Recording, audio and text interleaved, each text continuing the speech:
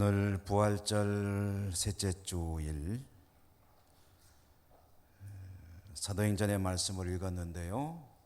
3장 12절에서 16절까지 읽었습니다마는 전체 3장의 내용을 본문으로 해서 말씀을 전해드리겠습니다. 그 이름으로라는 제목입니다. 오늘 이 사도행전 3장의 이야기는 예루살렘 성전에서 벌어진 그런 일입니다. 예루살렘 시온산 위에 우뚝 서 있는 예루살렘 성전은 유대인들의 심장입니다. 유대인들의 마음의 고향이고 영혼의 안식처이기도 합니다. 성전은 대단히 웅장하고 화려하고 아름다운 그런 건축물입니다. 이 성전의 가장 깊은 곳 내부로 가면 지성소가 있습니다. 지성소에는 하나님의 언약궤가 모셔져 있죠. 지성소 밖에는 성소가 있습니다. 성소는 지성소의 바닥 면적의 2배. 성소에는 진설병이니 또는 향단이니 이런 것들이 놓여져 있습니다. 성소와 지성소를 합쳐서 하나의 건물을 이루고 있는데 이 건물을 성전이라고 부릅니다. 성전에서 밖으로 나오면 성전을 둘러싸고 있는 뜰이 있는데 이 뜰을 제사장의 뜰이라고 부릅니다. 제사장의 뜰이라고 이름을 붙인 이유는 아무나 들어가면 안 되기 때문에 그래요. 여기는 성전을 섬기는 제사장만 들어갈 수 있고 거기에서 왕래할 수 있는 그런 지역입니다. 이 제사장의 뜰 밖으로 나오게 되면 또 하나의 경계로 둘러싸여진 뜰이 있습니다. 이 뜰의 이름을 유대인의 뜰이라고 부릅니다. 이름은 유대인의 뜰이지만 실제로 이 뜰로 들어갈 수 있는 사람은 유대인 남자들만 들어갈 수 있습니다. 여성들은 들어가면 안 됩니다. 그래서 유대인의 뜰 밖으로 나오면 또 울타리가 쳐진 또 하나의 뜰이 있는데 겹겹이 쌓여 있죠. 이 밖에 유대인의 뜰 밖에 있는 뜰의 이름은 여인의 뜰입니다. 여성들이 들어갈 수 있느냐? 예, 맞는데요. 그런데 유대인의 여성들만 들어갈 수 있습니다. 이 여인의 뜰 밖으로 또 이제 울타리와 뜰이 있는데 이 뜰은 굉장히 넓은 뜰인데 이 뜰의 이름을 이방인의 뜰이라고 부릅니다. 그러니까 유대인이 아닌 사람들은 남자든 여자든 이 이방인의 뜰까지만 들어올 수 있습니다. 만약에 이방인의 뜰을 지나서 유대인이 아닌 사람이 여인의 뜰로 들어가게 되면 죽을 수도 있습니다. 근데 유대인과 이방인을 구분하는 뜰인 이 이방인의 뜰과 여인의 뜰 둘러싸고 있는 그 경계선에 하나의 큰 문이 있습니다.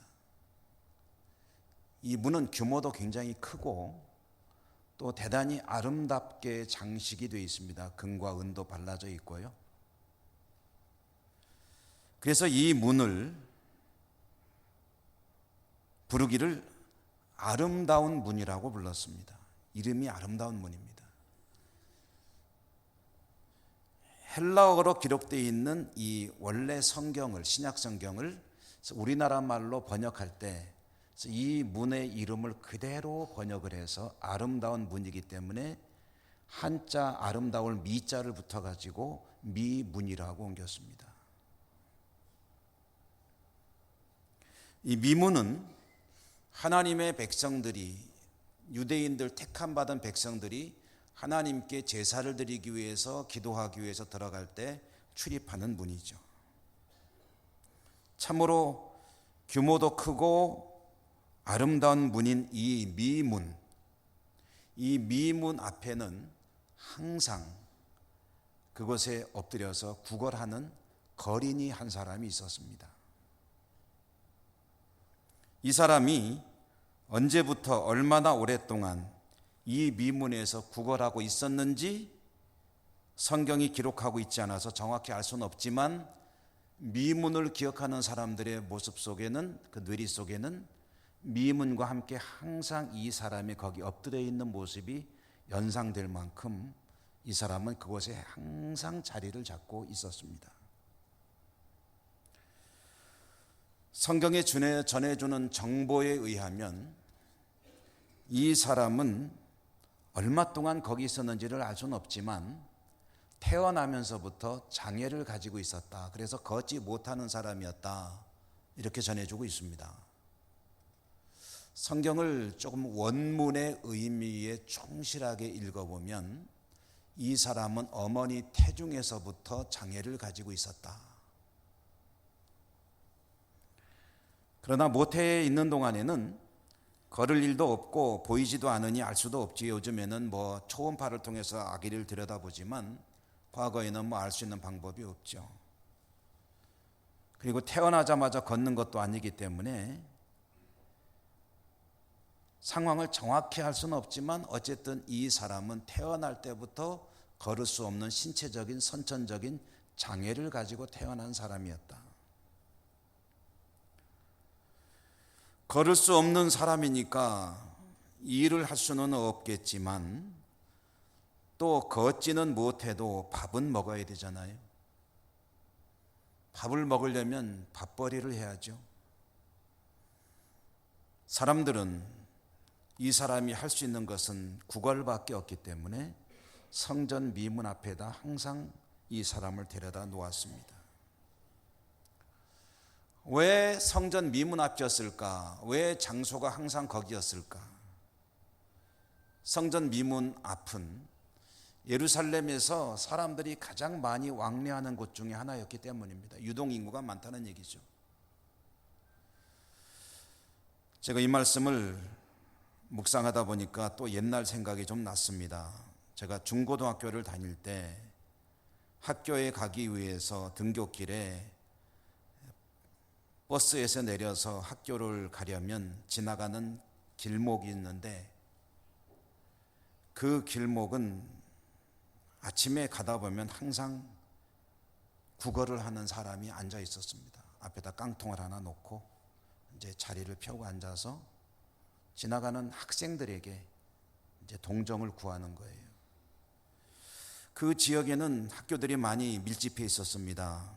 그 당시에 지금은 학교들이 다 외곽으로 많이 이전을 했지만 그때는 이전하기 전이라서 아주 그 유명한 경기여고도 있고 이화여고도 있고 또 서울고등학교도 있고 제가 다니던 학교도 있고 여러 학교들이 밀집했기 때문에 등교 시간이 되면 아주 학생들이 꽉 차서 붐비는 그런 골목길이었습니다. 학생들이 등교할 때가 되면 그 사람은 아주 구슬픈 목소리로 배가 고프니까 좀 도와달라, 나를 좀 도와달라 그러면서 깡통을 높이 들고 호소를 했습니다. 학생들이 지나가다가 조금씩 동전이나 학생들이 큰 돈은 없잖아요. 그래서 조금씩 그 깡통에 던져 넣으면 아마 그 사람은 그것을 가지고 하루를 먹고 살았겠죠. 성전 미문, 참으로 아름다운 문, 하나님의 성전으로 들어가는 그 문 출입구, 그곳에 출입하는 수많은 하나님의 백성들, 이 사람은 아주 괜찮은 장소를 고른 거예요. 왜냐하면 사람들이 하나님의 백성들이고 하나님의 백성들이 하나님께 나가서 제사를 지내고 기도를 드리고 마음이 좀 이렇게 부드러워질 때 아닙니까?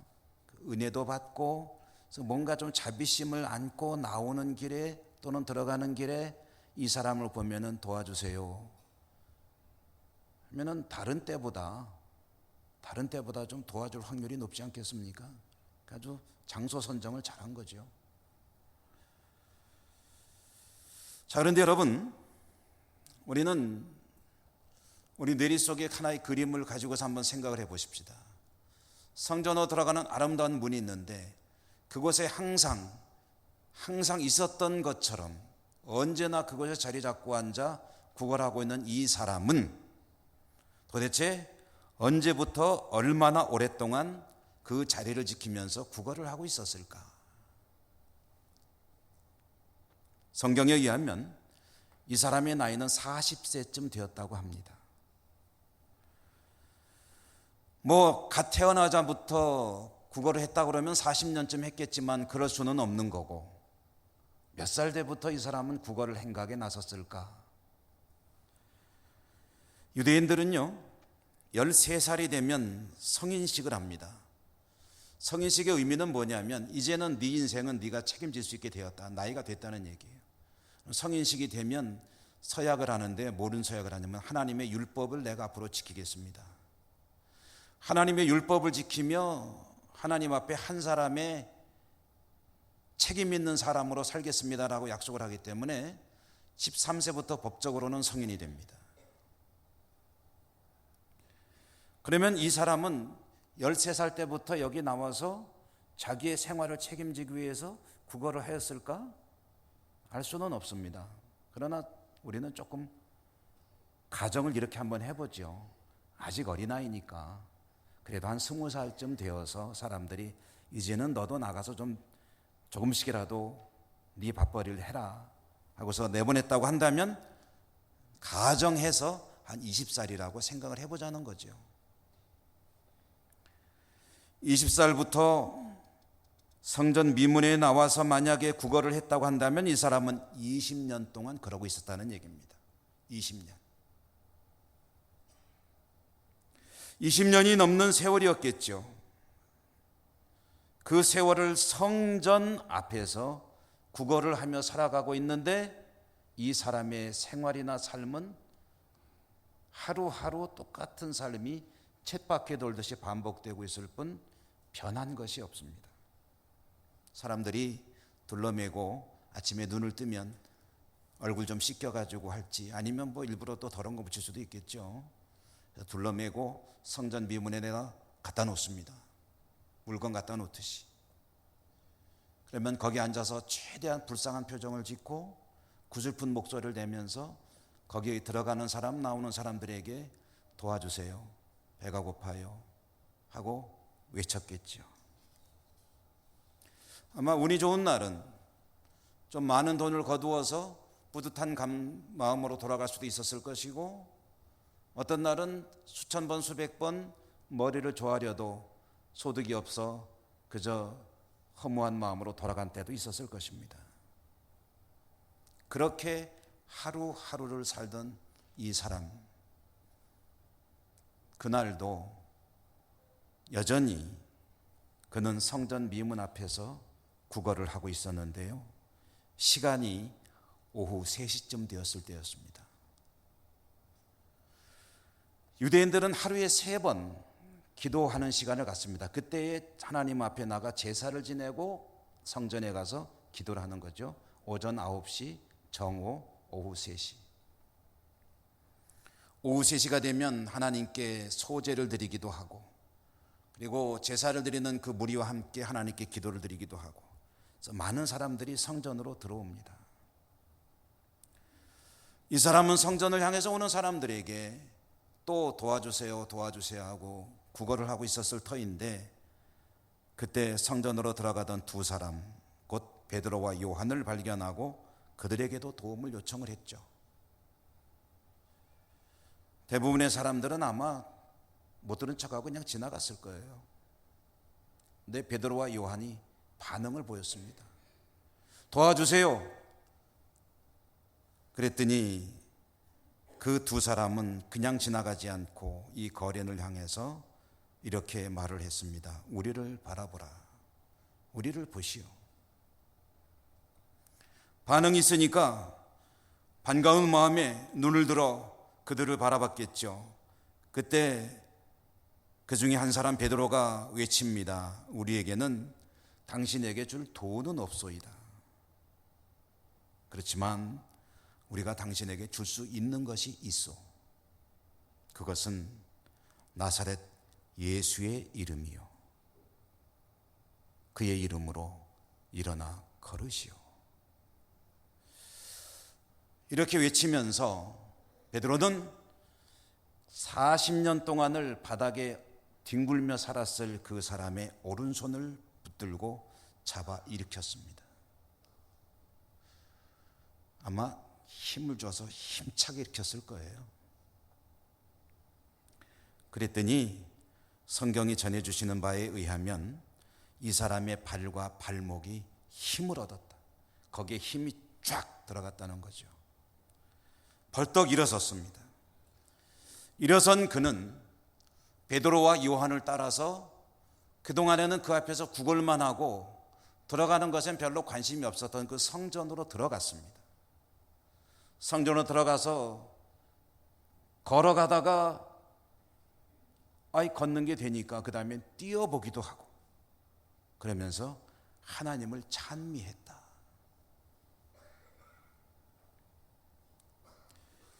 이것은 치유의 기적이었죠. 근데 여러분, 치유의 기적 중에서도 특별한 기적이었습니다. 우리가 성경 속에서 놀라운 기적들의 이야기를 보기 때문에 치유가 되면 이렇게 되나 보다 하고 생각하지만 사실 이렇게 되는 경우들은 그렇게 흔하지 않습니다. 제가 가끔 설교 중이나 기회 중에 한 두어 번 언급한 거로 기억이 됩니다만은 저와 신학교 동기생 목사님 중에 이 신유의 은사를 받은 분이 있어요. 그래서 제가 좀 비교적 친하기 때문에 만나고 이야기도 나누고 하면서 그가 하고 있는 치유 사역에 관한 이야기들을 듣습니다.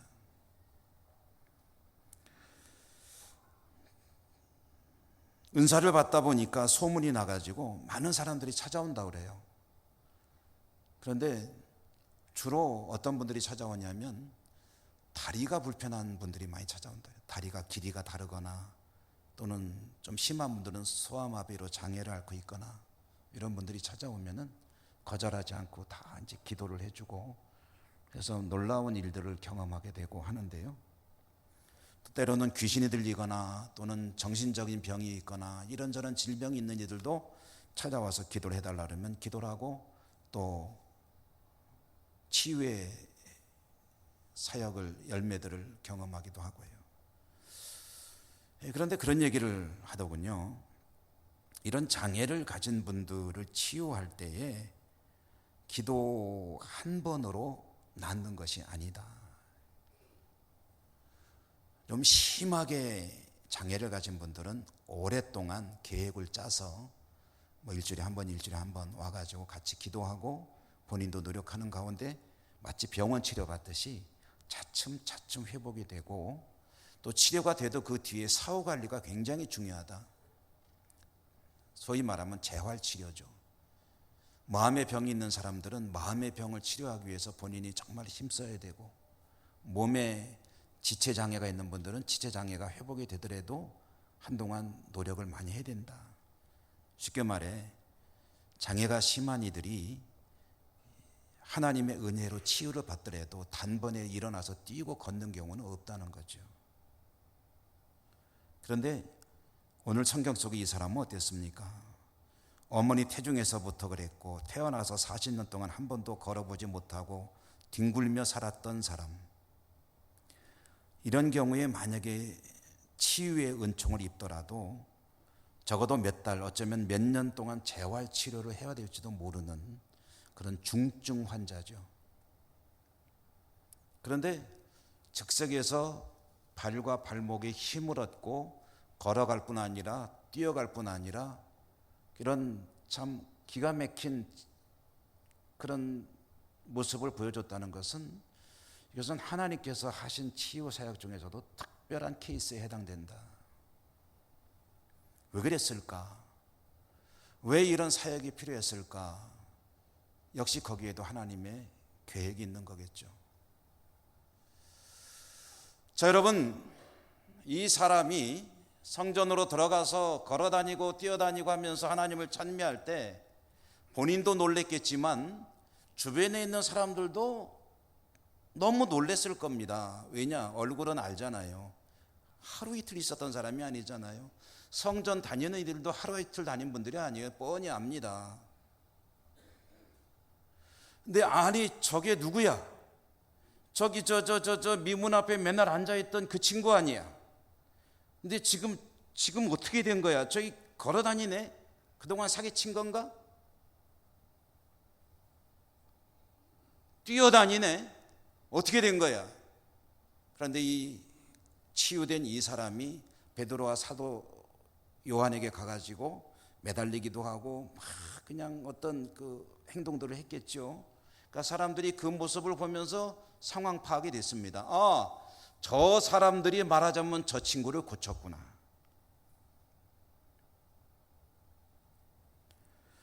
사람들이 상황 파악을 하고 전후 사정을 알게 되고, 그래서 어떤 일이 벌어지게 되냐면은, 여러분 그 성전 미문이 있고 그 미문 앞에는 이방인의 뜰이 있다고 말씀드렸잖아요. 이방인의 뜰 끝쪽에는, 그러니까 성전 전체를 둘러싸고 있는 울타리가 있는데, 울타리 끝에는 성전 미문과 마주보는 쪽에는 하나의 긴 복도가 있습니다. 낭하라고도 하죠. 주랑이라고도 하고. 여러분 우리 경복궁 같은 어떤 그 고궁에 가보면은요, 마당 있고 마당 그 울타리 쪽으로 그 복도가 있잖아요. 기둥이 쭉 서 있고 지붕이 있어서 비가 와도 다닐 수 있도록 되어 있는 그런 것들이 있는데, 예루살렘 성전 가장 바깥쪽에도 그게 있습니다. 그리고 성전 미문에서 보이는 맞은편에 있는 그 복도를 뭐라고 부르냐면 솔로몬 행각이라고 부릅니다. 그 솔로몬 행각은 평상시에는 사람들이 거기에서 해를 피하기도 하고 좀 쉬기도 하고 하는 그런 곳인데, 이 놀라운 일이 벌어졌을 때 사람들이 솔로몬 행각으로 와 하고 모여들었습니다. 모여든 사람들은 처음에는 걷기도 하고 뛰기도 하고 하는 이 사람을 바라보다가 그 다음에는 시선이 어디로 옮겨질까요? 이 사람들을 고친 저 두 사람, 저 사람도 도대체 뭐냐 이거지. 뭐 하는 사람들인데 이런 놀라운 일을 일으켰느냐. 처음에는 약간은 호기심과 또 놀람의 눈으로 바라보던 그들의 눈은 얼마 안 가서 바뀌었을 겁니다. 어떻게 해요? 존경과 또 선망과, 나도 좀 어떻게 좀 혜택을 좀 받을 수 없을까? 나도 좀 어떻게 은혜를 입을 수 없을까? 사람들은 모두 다 어찌 보면은 자신들을 위해서 뭔가 해주기를 기대하는 그런 선망의 눈초리로 베드로와 요한을 바라보았습니다. 와, 정말 대단한 사람들이로구나.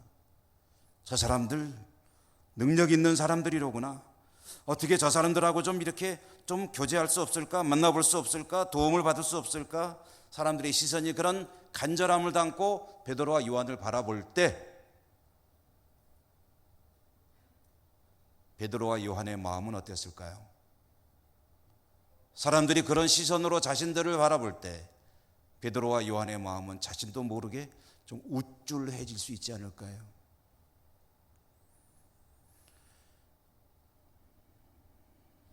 이때가 사실 굉장히 위험할 때입니다. 자칫하면 내가 뭐가 된 줄 알 수 있거든요. 그래서 은사를 받은 사람들이 그 타락을 하거나 잘못되는 게 이래서 그러는 거예요. 사람들이 와 할 때 내가 이제 뭐 좀 됐구나 하고 생각을 하면은 그러면 잘못된 길로 가게 되는 거예요. 베드로와 요한은 어떻게 대응을 했느냐? 사람들이 그런 시선을 받으면서 그들 향해서 경탄의 눈초리를 보내고 있을 때 그 사람들에게, 몰려든 사람들에게 이렇게 외쳤습니다. 여러분, 왜 우리를 그런 눈으로 바라보는 거예요? 우리가 뭐라도 좀 한 줄 아십니까? 지금 여러분이 목격하고 있는 이 일은 누가 하신 일이냐? 여러분들이 배척하고 여러분들이 죽게 만든 살인자를 택할지언정 그는 십자가에 죽으라 하고 외쳤던 바로 그 예수, 나사렛 예수가 지금 이 일을 하셨습니다. 그의 이름으로, 그를 믿는 믿음이 이 사람에게 이러한 기적을 일으킨 거예요. 여러분, 그가 누구냐? 그는 여러분을 구원하시기 위해서 하나님이 보내신 여러분의 구주가 되십니다. 이제 여러분 회개하고 그분에게 돌아오시오. 회개하고 그분에게 돌아오시오. 뭘 전한 겁니까? 사도들은 예수 그리스도에게 영광을 돌려드리며 자신들은 아무것도 아닌 것을 밝히며 그들에게 복음을 전했습니다.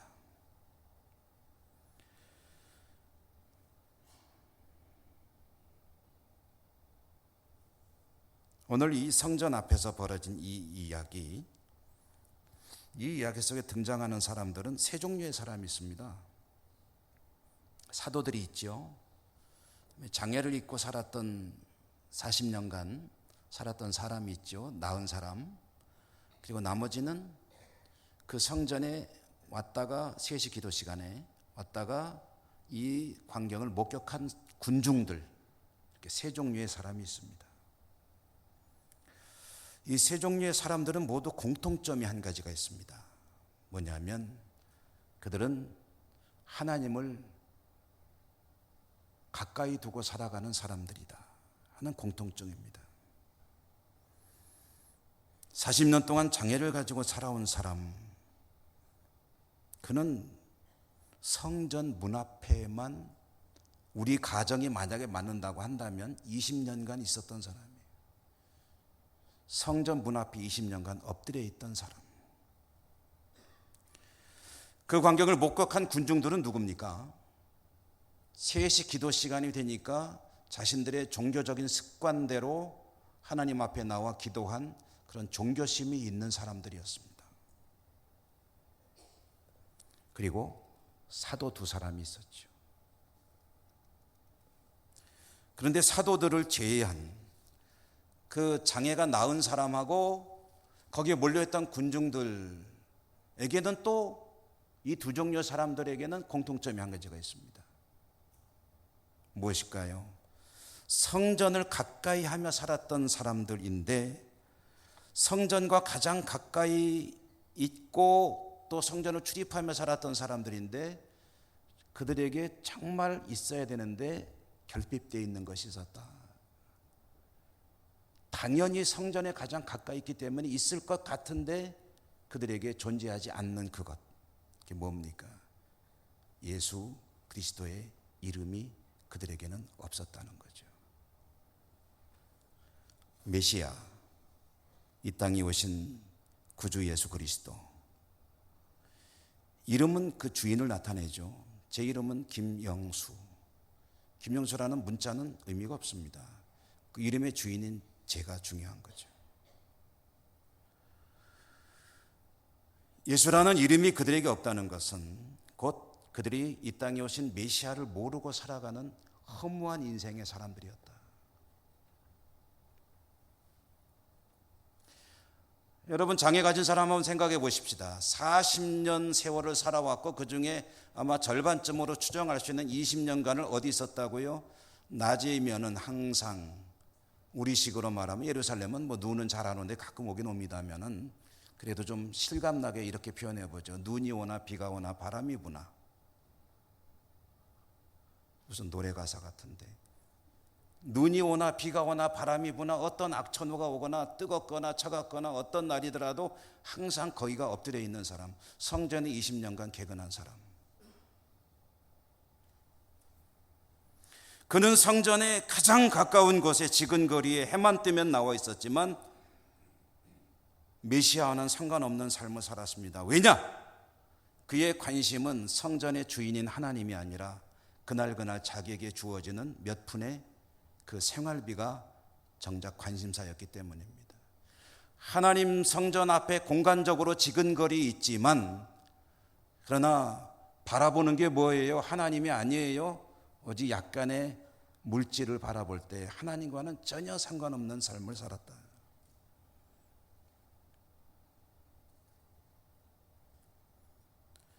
성전 앞에 엎드려서 20년 세월을 보내도 매일매일 또한 성전의 문을 출입하면서 제사를 지내고 기도를 하더라도 그들은 가장 중요한 이름 예수 그리스도라는 이름을 모르고 살고 있었다. 하나님은 그들에게 그 이름을 전하기 위해서 놀라운 기적을 이루셨고 사도들을 통해서 그 이름을 전하게 하신 것이죠. 여러분, 그래서 이 이야기의 핵심은 이것입니다. 성전에 항상 머물러 있고 성전에 늘 출입하고 있지만, 그러나 정작 성전의 주인이신 하나님과는 관계없이 살아가고 있는 사람들의 이야기, 그리고 그들에게 가장 필요했던 것이 무엇이었는지를 들려주는 이 이야기. 이것은 옛날 이야기이기도 하지만 혹시라도 오늘도 벌어질 수 있는 이야기이기도 합니다. 만약에 오늘 그런 이야기가 우리들 가운데 반복되어 다시 나타나고 있다면 그것은 그보다 더한 비극이 없을 겁니다. 어떻습니까? 그렇기 때문에 우리는 우리에게 이렇게 질문을 해봐야 합니다. 내 안에는 예수 그리스도가 제대로 잘 자리 잡고 계신가? 예수 그리스도의 이름이 내 안에 확고하게 제대로 자리 잡고 계신가? 지금 우리들은 성경 속의 이야기로 대입해 본다면 성전에 날마다 출입하는 이 사람들의 모습으로 비유해 볼 수가 있을 겁니다. 그런데 그렇게 하나님과 가까이 있다고 생각하는 내 안에는 과연 예수 그리스도께서, 성령께서 확고하게 자리 잡고 계신가? 나의 관심은 예수 그리스도에게 있는가? 아니면 혹시 그로부터 무엇인가 주어지는 다른 것에 관심이 가 있는가?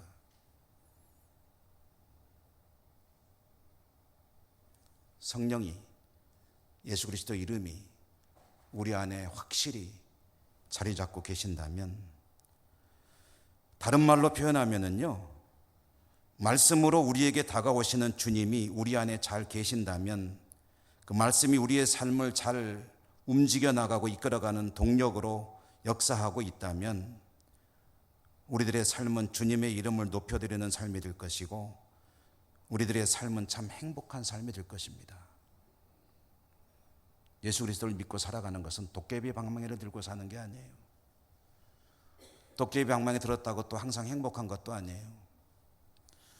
무엇이든지 만지는 것은 금이 되길 원합니다 했던 마이다스의 비극을 우리가 잘 알고 있잖아요. 여러분, 그리고 한번 생각해 보십시다. 내가 원하는 것이 다 이루어지면 과연 내가 행복할까요? 주님이 내 소원을 그렇게 다 들어주시고 능력으로 역사하셔서 내가 원하는 것을 그대로 다 이루는 삶을 살아간다면 나는 더 이상 바랄 것이 없는 행복한 인생을 살 것인가? 요한복음 15장에 보니까 너희가 내 안에 거하고 내 말이 너희 안에 거하면 무엇이든지 원하는 대로 구하라. 그리하면 이루리라. 내 말이 너희 안에 거하고 너희가 내 안에 거하면 무엇이든지 이룬다. 이것은 우리 손에 그 도깨비 방망이를 쥐어준다는 소리가 아니에요. 주님의 말씀이 우리 안에 제대로 자리 잡고 있으면 항상 기쁨이 넘치고 감사가 넘치고 절망 때문에 힘들어하지 않고 슬플 때에 낙심하지 아니하고 주님을 바라보기 때문에, 주님의 말씀이 있기 때문에 이 안에